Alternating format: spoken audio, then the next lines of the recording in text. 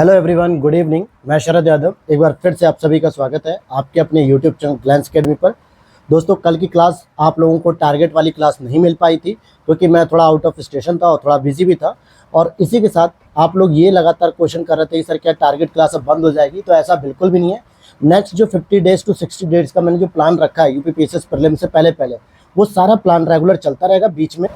बीच में एक आध दिन का काम आ जाता है, इसी वजह से रुक जाता है। तो अब हम आज करेंगे कंप्लीट अपना क्या टारगेट नंबर 12 नंबर का, क्योंकि 11 नंबर तक का टारगेट हो चुका था जिसमें आपके एंसेंट कंप्लीट हो चुके हैं, बायोलॉजी कंप्लीट हो चुकी है, जनवरी और फरवरी की मैगजीन भी कंप्लीट हो चुकी है। साथ में पॉलिटी के भी 2 से 3 सेगमेंट आपने कवर किए पिछले 3 लेक्चर में, और साथ ही साथ आपने ज्योग्राफी भी कवर की।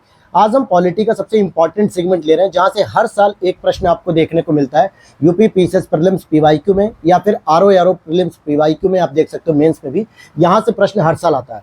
राष्ट्रपति जैसा एक टॉपिक इंपॉर्टेंट है क्योंकि यहाँ से कई बार राष्ट्रपति के जो आर्टिकल्स होते हैं उनका मिलान करने के लिए आता है, जैसे आर्टिकल नंबर 52 में क्या है, 53 में क्या है, 55 में क्या है, 56 में क्या है, या फिर राष्ट्रपति की क्षमादान की शक्तियां किस आर्टिकल में, राष्ट्रपति के ऊपर महाभियोग लगाने का किस आर्टिकल में, राष्ट्रपति के द्वारा जो आपातकाल लगाया जाता है वो किस आर्टिकल में।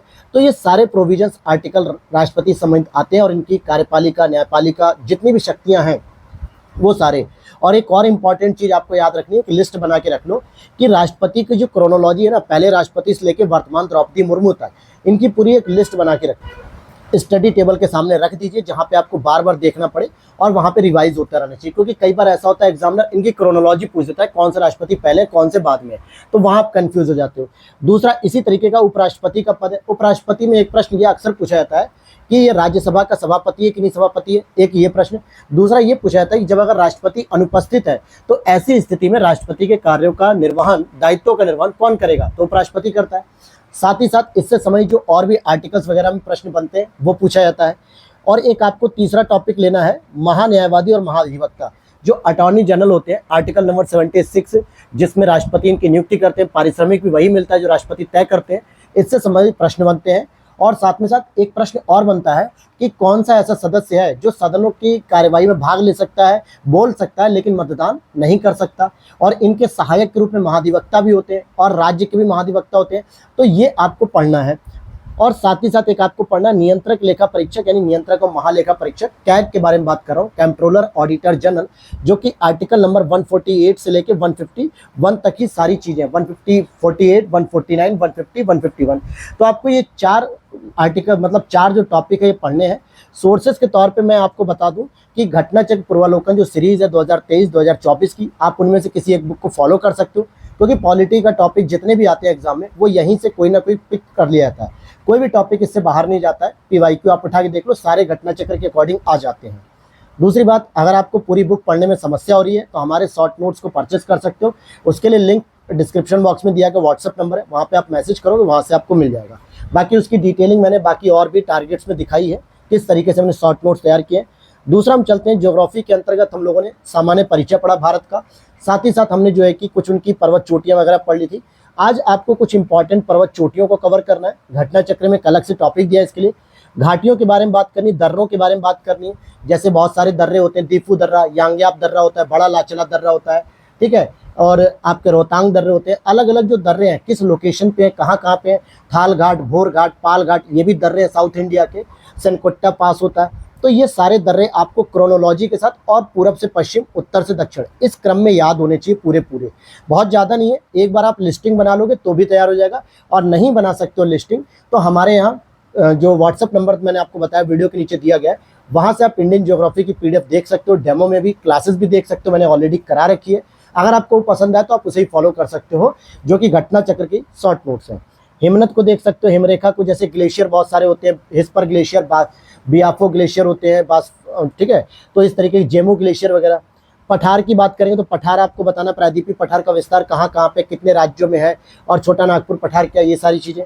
तटीय भाग की बात करेंगे तो इसमें 2 पॉइंट आ रहा है। अगर आप देखोगे, एक भारत का तटीय भाग, एक पूर्वी और पश्चिमी। डाउट में होगे कि भारत का सर अलग होता है क्या? देखो, भारत का जो तटीय भाग होता है ना, जितना भी हमारा क्षेत्रीय जो समुद्री क्षेत्र है, जिसमें आपके लक्षद्वीप का भी क्षेत्रफल आएगा, अंडमान निकोबार द्वीप समूह का भी क्षेत्रफल आएगा, और भारत के जो गुजरात से लेकर 9 राज्य पश्चिम बंगाल तक जाते हैं, इसका भी क्षेत्रफल आता है। तो ये पूरा भारत का तटीय क्षेत्र होता है, जो सामान्यतः 7500 कुछ किलोमीटर का होता है। लेकिन अगर पूरब और पश्चिम की बात की जा रही है, तो इसमें आपको लक्षद्वीप और अंडमान निकोबार जैसे द्वीपों को छोड़ देना है, केवल 9 राज्यों की बात करनी होती है, जिसमें सबसे लंबी तटरेखा गुजरात की होती है। तो ये सारे टॉपिक आपको कवर करने हैं और इसके साथ आपको द्वीप समूह भी कवर करना है। बे ऑफ बंगाल में कौन सा द्वीप है?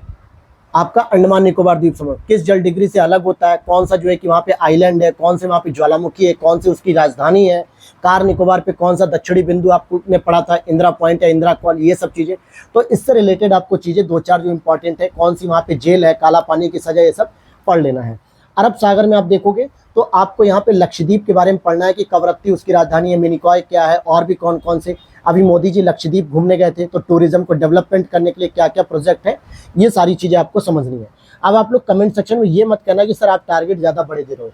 मैंने पहले ही कहा था कि शुरू के 8 से 10 दिन तक मैं ईजी लेके चलूँगा, धीरे धीरे आपकी जो मैच्योरिटी है, जिसे हम कह सकते हैं, जब आप इस टाइम पीरियड को फॉलो करने के लिए एकदम मैच्योर हो चुके होगे तो धीरे धीरे मैं टास्क को बड़ा करूँगा।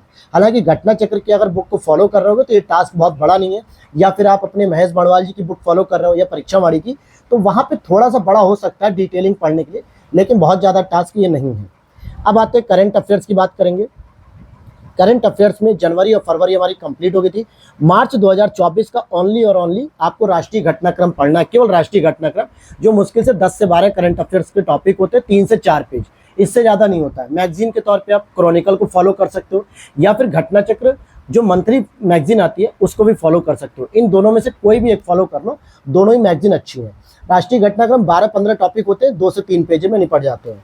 और पीवाईक्यू की बात करें तो मैंने लास्ट क्लास में पीवाईक्यू आपको दिए थे विविध वाले सेक्शन, जैसे हमने हर एक सब्जेक्ट को कंप्लीट कर लिया, history complete, polity complete, geography complete, science complete, environment complete, economics complete, लगभग सभी पढ़ लिया है। रिवीजन मैं देते रहूँगा, ध्यान से रखना, रिवीजन भी दूंगा, लेकिन आपको मैंने बताया था जो उसमें समसामयिकी करके अलग किए होते हैं ना, वो टॉपिक नहीं पढ़ने होते हैं, वो करंट अफेयर्स के होते हैं। वो जिस साल पेपर हो रहा होता है उस साल की करंट अफेयर्स होती है, और आपको 2024 का देना तो 2024 के हिसाब से करंट अफेयर्स पढ़नी है।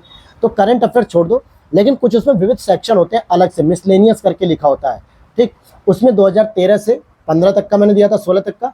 अब आपको 2016 से लेकर 2019-20 तक का कंप्लीट करना है, जिसमें 10-12-20 टॉप क्वेश्चन मिल जाते हैं हर साल, 10-12 क्वेश्चन करके, तो लगभग 40-50 क्वेश्चन आपको पढ़ने हैं। रिवीजन बॉक्स हमारा जैसे कि डेली रिवीजन बॉक्स चला, इससे पहले मैंने आपको हड़प्पा सभ्यता का रिवीजन कराया, मौर्य काल का रिवीजन करा दिया, और वैदिक सभ्यता का रिवीजन करा दिया, बौद्ध और जैन धर्म का रिवीजन करा दिया।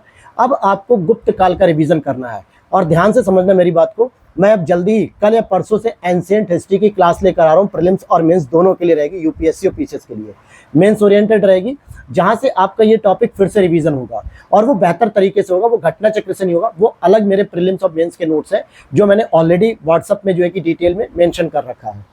तो यहाँ पे आपको गुप्त काल का रिवीजन करना है, जिसमें समुद्रगुप्त को पढ़ना है, चंद्रगुप्त को पढ़ना है, कुमारगुप्त पढ़ना है, हुड़ों के आक्रमण को पढ़ना है, स्कंदगुप्त लेख पढ़ने हैं, नालंदा विश्वविद्यालय की स्थापना, ये सारे टॉपिक्स आपको वहाँ पढ़ने हैं। मंदिर निर्माण कला कैसे इन्होंने शुरू की, मुद्रा के लिए क्या करते थे, प्रशासन को चलाने के लिए लोग क्या करते थे, केंद्रीकृत थी या नहीं थी, वहाँ की समाज व्यवस्था कैसी थी, ये सारी जानकारी आपको बतानी है, और यही सारी चीज़ें आपको रिवीजन करनी है। मैंने फिर बताऊंगा कि इसके लिए आप घटना चक्र को फॉलो कर सकते हो, वो नहीं फॉलो कर पा रहे हो तो मेरे प्रीलिम्स मेंस के नोट्स फॉलो कर सकते हो, या फिर घटना चक्र के हैंड रिटन नोट्स हमारे फॉलो कर सकते हो।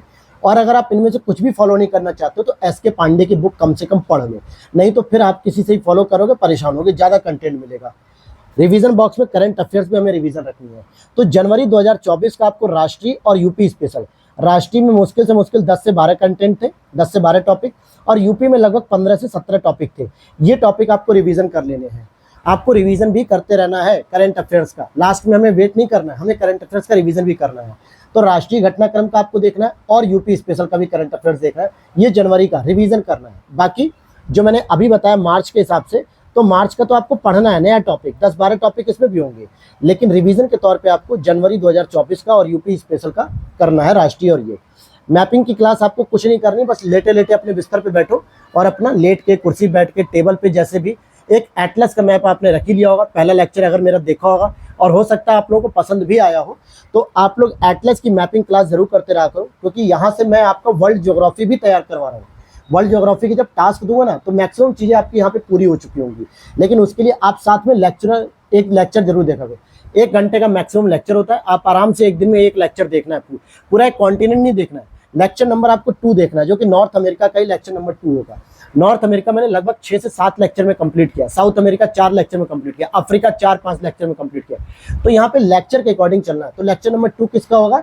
आपका नॉर्थ अमेरिका का होगा। पहले वाले मैंने कुछ बेसिक चीज़ें बताई होंगी और सेकंड वाले में आपको कुछ जो जलसंधियाँ होती हैं, जो पठार होते हैं, उनके बारे में कुछ जानकारी दूंगा, जो कि आप हमारे यूट्यूब चैनल पे फॉलो कर सकते हो। और बाकी जो मैंने रिसोर्सेज बताया, अगर आप उन्हें फॉलो करने के साथ अगर आप हमारे घटना चक्र के शॉर्ट नोट्स फॉलो करना चाहते हो या मेरे प्रीलिम्स प्लस मेंस के नोट्स फॉलो करना चाहते हो, जो कि टॉपर्स के नोट्स उसमें इंक्लूडेड है, कुछ स्टैंडर्ड बुक्स भी इंक्लूडेड है, तो उसके लिए मैं जो डिस्प्ले पे नंबर लिख रहा हूँ, आप उस पर मैसेज कर देना व्हाट्सअप, वहाँ से हमारी टीम आपसे कॉन्टैक्ट कर लेगी और आपको इसकी जानकारी मिल जाएगी। 8527594637 ये नंबर हमारा व्हाट्सअप, जो कि वीडियो के नीचे भी दिया रहता है। तो उम्मीद करता हूँ डेली टारगेट्स आपको मिलते रहेंगे और डेली टारगेट्स को बहुत अच्छी तरीके से फॉलो भी कर रहे होंगे। तो मिलते हैं नेक्स्ट वीडियो में। Thanks for watching.